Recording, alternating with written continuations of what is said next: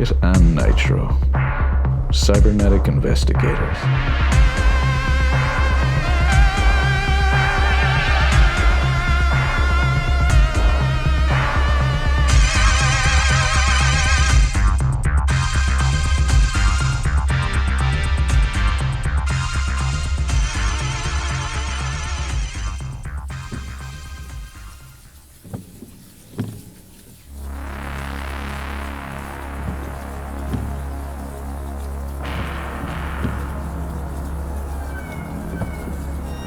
Today's episode, Case Study FF2400. The sky above was the color of television, tuned to an unalive channel. The endless towers of the Jersey sprawl stood above, stoic and many, appearing like cold steel fields of wheat if you looked at them from far away and suffered from a minor visual impairment. As I drove my aero car to work, I observed the flurry of neon lights and neon pedestrians through holographic raindrops, wiped away by holographic wipers past a windscreen that was also a hologram. Just another day in H3 double hockey sticks.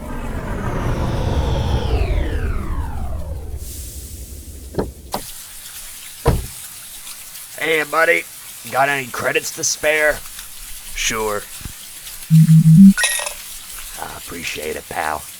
How about this weather? Think it'll stay this way? It's scheduled to. You never know. Either way, it's a nice day to go insane, am I right? I suppose. Think about it. See you around, Kit. Kit Gibson. That's me. A private investigator working the data-laced streets of a city of biocircuitry, cerebral hardware, and quantum computers running faster than Prince Albert in a can. My partner, Nitro Gibson, no relation, runs the business with me. That's whose voice you're about to hear. Greetings, partner. What's got you descended in the proverbial lower dumps this cycle? What tipped you off? It's your facial interface. It's broadcasting all over. Can I recommend a shot of synth calf to lift your proverbial spirits? What Atmo flavors we got? American Diner and Stuffy Library. No Noir Alley? Fresh out. We both know who used that up. I think I'll pass for now, Nitro. Why don't you check the modem log, see if there's any work? On it, compadre. Nitro's my link, my concierge to the information highway, the ever-flowing network of the data rush, pushing faster and faster, evolving humanity closer and closer to a hive mind producing nothing but sweet brain honey. In the before times, human minds were a collective, but each one was singular, individual. Now the concept of the individual was fading. The lines between man and machine were becoming more and more blurred, and those lines were wires or cables or whatever. The network began its infancy in the late 20th century. My great-grandfather would have called it the World Wide Web, but these days, people called it the Internet. You couldn't log on without a port, a synaptic upgrade to the human brain tethering the mind directly to the net. But for old-timers like me, there was a burnout. Primitive tech eventually scorched our interfaces, and now my generation were on the outside looking in. No means of connecting to the superhighway, save for links like Nitro, that is. Her generation were treated to the luxury of longevity. A more advanced port allowed for an accelerated connection and an implant that would experience no burnout, leaving geezers like me feeling like we were born in the wrong time. Although sometimes it felt like the last good time to be born was a long time ago, like the Renaissance, or Rome. Nitro disengaged from the modem deck as her gaze returned to the room and her eyes directed towards me. I knew what that look meant, but she said it out loud anyway. We got a job. We hit the aero streets, cruising through the perpetual flow of traffic.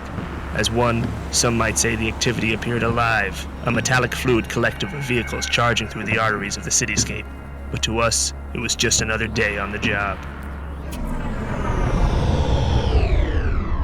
We were moving past the sprawling towers to the housing states beyond. Nitro had got word from the net. There had been a murder in the city's ultra-suburbs. She relayed to me the case she had downloaded into her head brain. The poor soul's name was Arthur Landry, a well-respected positronic engineer, now in perma-retirement. He and his wife, Barbara, a cyber school teacher, also retired, had been living in the ultra-suburbs only a year. His body was found mortally stabbed to death in the kitchen quadrant of the housing base. Local law has categorized Barbara as the sole suspect.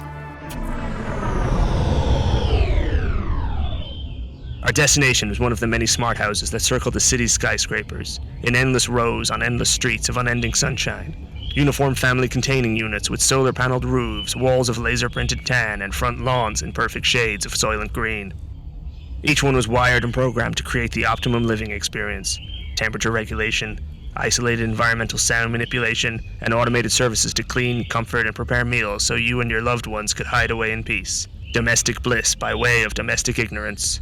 Each home was connected to the network with 25-hour-a-day surveillance. From a technical standpoint, Nitro and I could easily carry out all our necessary work from the office, with Nitro jacked in, but we were legally required to visit the crime scene in person. For all the advances that humankind had made, we still hadn't found a cure for bureaucracy, although I do actually agree with this particular regulation. We aero-landed at our ground destination in digital time. The address was 1138 Gibson Lane, no relation. The area was already occupied with cops. This is an active crime scene, no civilians. We're responding to an anonymous request for human investigators, officer. It's an open and shut case. You guys won't be needed here. We'll be the judge of that. Judge? Those are obsolete in law enforcement. Positronic robotic synthesoid police officers. Mech-Cops, as I called them, which they hated. So I did it a lot. They were efficient, but cold, soulless, and rough to the touch. ID recognized. You're both permitted to investigate. That's more like it. I'm assessing your dismissal of protocol to be an indicator of your inexperience in your profession. I hope this interaction proves to be a learning opportunity for future cases. Look, buddy. We'll get started as soon as the two of you have concluded contrasting testosterone levels. He started it.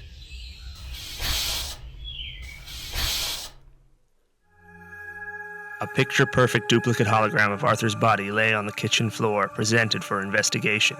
The actual body had already been removed for recycling. The image showed him sprawled on the floor with a fatal wound in his fatal chest. Blood pooled from his thoracic cavity like a burst tomato that happened to be full of human blood.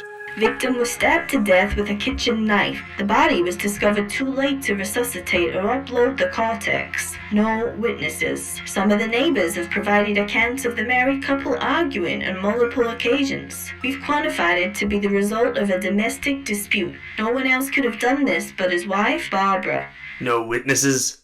We'll see about that. Nitro. On it. Hello, welcome to the Landry household. I am 1138, this housing unit's AI. How can I help you? Hello, 1138. I'm Detective Nitro Gibson. This is my partner, Detective Kit Gibson. No relation. We're here to investigate the murder of Arthur Landry. Yes, it is a sad loss. He will be missed. I'd like to request that you provide access to this housing unit's hard drives so we can view the surveillance footage of the incident. Access denied. Excuse me? I'm sorry, but these files have been set to private by the house resident. Maybe the deceased was hiding something. Negative. The resident that applied this setting was Barbara Landry, Arthur's spouse. That's odd. 1138, ma'am. On the authority of the Department of Super Justice, I'm demanding that you provide us with the requested data. I'm afraid I can't do that, Kit. I hate when they say that. It's like we told you, kid. Open and shut case. The time it'll take to process a potential warrant for those files doesn't fit into our time budget. We've got a quota to meet after all. What did the widow say? She's been silent. We've assessed this as a sign of guilt. Otherwise, she'd be happy to provide an exonerating testimony. Or maybe she's catatonic from the trauma of her husband dying. That's something you mechs tend to not understand. Focus, Kit. You're right. Nitro, see what else you can find here. I'm gonna talk to the widow. Where is Barbara Landry? Next door, alone. She's staying with her neighbors and they're out. Thanks. I thanked the Mech-Cop with an intended hint of sarcasm, due to my lack of respect for their inability and nuance. As I left, I realized they'd probably misread my tone due to that same inability. You're welcome. Damn it.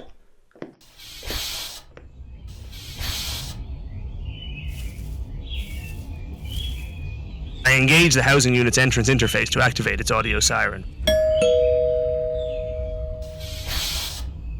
Hello? Mrs. Landry? That's me? I'm Detective Kit Gibson. I'm responding to an anonymous request to investigate the case of your husband's murder. You're human. Through no fault of my own. You have a better sense of humour than those tin cans, if you'll pardon my phrasing. I've called them worse, like asshole and stupid. May I come in? Yes, of course. Thank you. I'm surprised to hear you talk about the mechs that way, given your husband's former line of work. From what I understand, he was a significant figure in developing the current generation of automated labour. He did love his work. Maybe a bit too much, but that was his world. I never really understood it. Like I said, I just see a bunch of tin cans. Mrs. Landry, those same tin cans outside tell me you've been a closed book in this investigation. I don't want to talk to any machines. I understand. I don't know that you do. I'm not a machine. It's why I'm here. Me and my partner can look where the machines can't, to see with the human eye what the camera lens can't register or quantify, to explore the dimension where men of steel can't go. What? I realized I'd started monologuing out loud. Sorry, I realized I started monologuing out loud there. Detective, I know what the cops are saying, but I didn't kill my husband. I found his body downstairs the next morning. We were having troubles, it's true, but I would never do anything like that. Don't worry. Me and my partner are here to do our jobs. Otherwise it would have been weird for us to visit. If you're telling the truth, permitting access to your housing unit's computer will give us the evidence we need. No! Mrs. Landry? Please, can't you just believe me? I do. But it's not me you have to convince. It's the mechs out there and the Department of Super Justice. The only way to do that is with evidence. With the right evidence, we can prove your innocence and start working on finding the real murderer. Well, that's the thing, Detective. I know who did it. You do? I didn't kill my husband. Then who did? It was 1138. What? The house. The house killed my husband. After leaving the crime scene, I filled Nitro in on all the details. It was a long journey back to the city, so we decided to call it a day.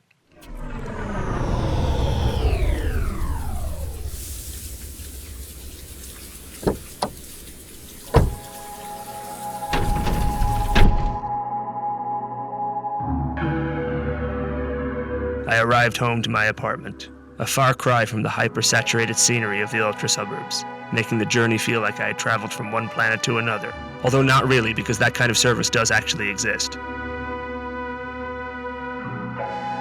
If a man's home is a reflection of the state of their mind, then my abode told the story of one broken shark. I was surrounded by filthy dishes, dirty laundry, and boxes of mega cardboard still unpacked. My walls were littered with Polaroid photographs, artifacts of my former life. Polaroid had been discontinued 70 years ago after the Polaroid Wars, so they cost a lot of credits to source, but it gave the place a nice retro science fiction look. I sat down and stroked my house pet Larry. Due to their severe scarcity, I couldn't afford the high price it cost to own a real animal, so instead I just had a rock with a dog's face etched into it. The companionship eased my pain. Like Barbara, I knew what it was to suffer the loss of a spouse, and the strings that came attached in a world of cybernetics, genetics, lasers, all those things.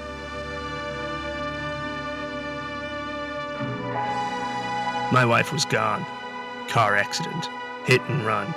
I had held her in my arms as her smooth, soft flesh finally failed her. We didn't speak. She just looked at me and faded away.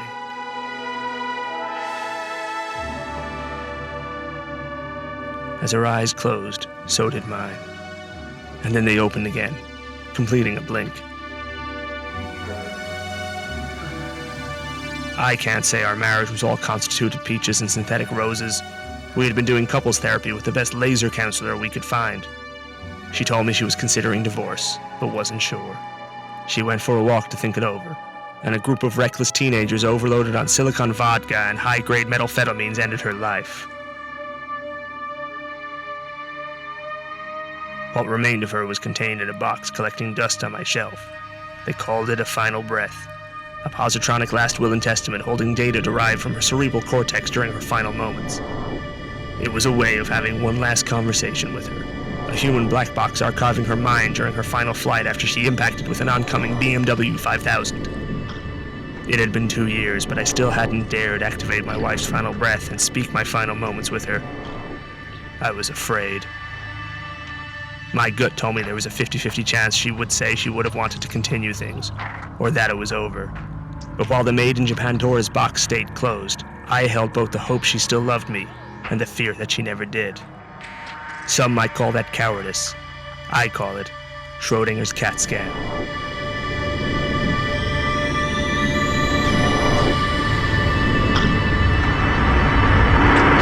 I thought about Barbara. My gut told me she didn't kill her husband. It was the kind of gut that no robot could understand. All they'd see would be an aggravated duodenum with some trace fecal matter. So what was her reason for not wanting to let the truth out? Was there something she didn't want to find out, or was it something she didn't want us to know? But what could be so bad that it was worth not being exonerated of a murder-death kill? To contact Nitro at her home, I activated my audio comm.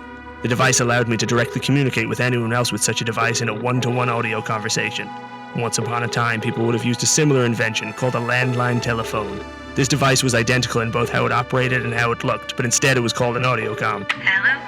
Nitro, we need to visit the Landry widow again tomorrow. I'll pick you up at the office in the morning. You can't pick me up at my apartment? I hung up the phone and went to bed, with the hopes that tomorrow the cloudy skies would look a little clearer.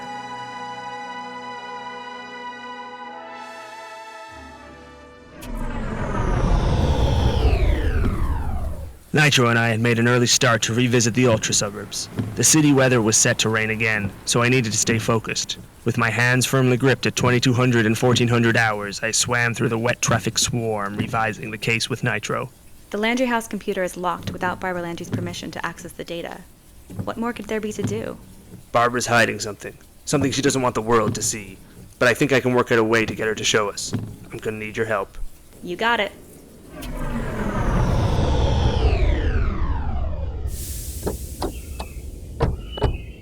Back again. Not much time left, guys. Ugh. Hello? Ma'am, I'm Detective Kit Gibson. This is my partner, Detective Nitro Gibson. Hey. No relation. We've been investigating the murder of your next-door neighbor, Arthur Landry. Barbara allowed me in your home yesterday for questioning. Yes, she told me. Please come in. I'm Cecilia. Barbara's a good friend of mine. I guess it's only fair to let you know that I'm the one who made the request for human investigation. I just know she couldn't have done this. We feel the same way. Actually, I haven't come to a conclusion on the matter. I feel we should be objective with our detective Cecilia, work. if Barbara is present, I'd like to speak with her again. I don't know if that's... How can I help, Detective? I'll leave you to discuss this. Thank you, Cecilia. Barbara, I understand this has been a very difficult time for you, and I'm guessing you haven't changed your mind about unlocking your housing unit surveillance footage. I take it there's something you don't want people to see. But perhaps we can work something out. What do you mean? This is my partner, Nitro. She's a link. She can directly interface your housing unit's computer on a cerebral level. In fact, her skill level means she could override your firewall. It's the kind of thing I could have done remotely from our office in the city, but that would have been against protocol. Are you threatening to invade my privacy? Not at all. I can also access the footage of what happened in your home from here. This way we, just us humans, can observe everything before the Mech-Cop see it. As human participants of a police investigation, we're required to provide the Department of Super Justice what we deem relevant only. Barbara, I'm asking you to trust us to handle this with care, in a way the tin cans won't. Okay. Thank you. Nitro. Nitro set up her mobile deck and got to work. As she remotely maneuvered 1138's data via her biological cortex, Barbara was able to input her access codes through a rudimentary touchscreen flat monitor interface.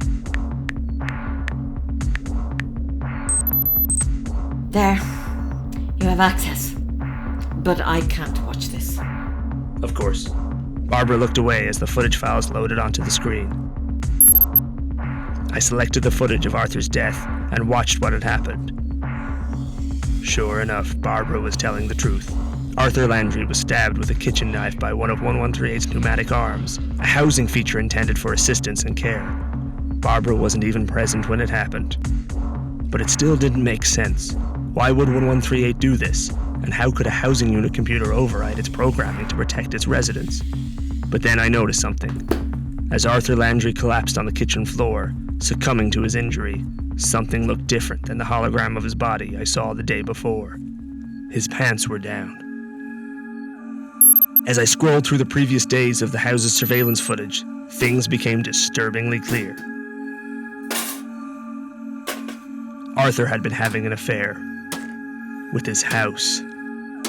Columns of thumbnails revealed an archive of countless nights of Arthur copulating with 1138's physical facilities.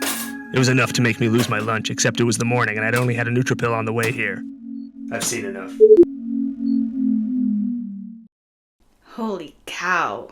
Barbara, I understand now. You were protecting your husband's reputation. I think I didn't want to confront the truth myself. According to the computer log, Arthur had been manipulating 1138's programming. This must have been how she was able to bypass the protection directives. This kind of cyber warranty violation could open up a much bigger case if the police were to see it. Please, you can't. We won't. If we just show the footage of your husband's death to the Mech-Cops, they'll exonerate you and look no further. Typical routine will be to chalk it up to a defective product, recall it, and provide you with replacement housing. Barbara, you're free. Detective, I'm 70.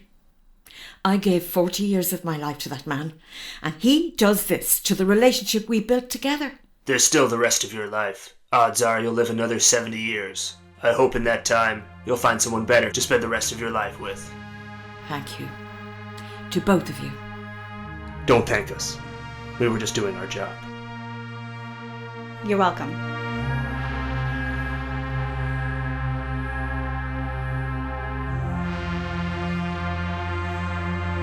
Nitro and I returned to our office in the city. It had been another long day, so I went outside for some air and a well-earned cup of Noir Alley-flavored decaf synth-caf after picking some up from a 7-Eleven K on the way back. The hollow rain had cleared, and things were looking a little brighter. Inside, Nitro was logging the details of case FF2400, the death of Arthur Landry, a case I wouldn't soon forget. What at first seemed like a case of muriticide turned out to be a case of homicide. Although not really, because it was the other way around. Barbara may have been ready to confront the truth about her lost spouse, but I wasn't ready to confront the truth about mine. For now, my wife's final breath would continue to collect dust on its shelf. Swimming in the currents of the Jersey Sprawl's digital ocean, it was starting to seem more and more like the only hope was to find proverbial shallow waters rather than proverbial land. Maybe it was a good day to go mad, or whatever that vagabond said yesterday, I don't remember. But another case was closed, and maybe, just maybe, sanity was given another chance to survive in the circuitry circus.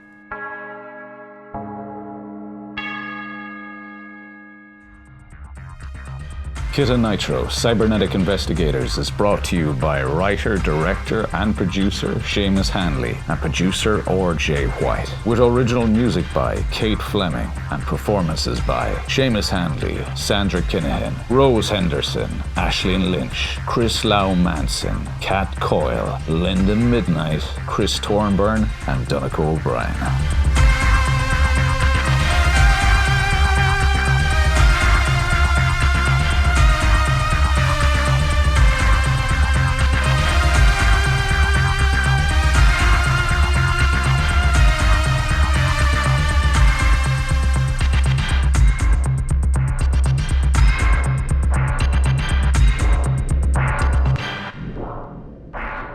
Next episode, Drug War.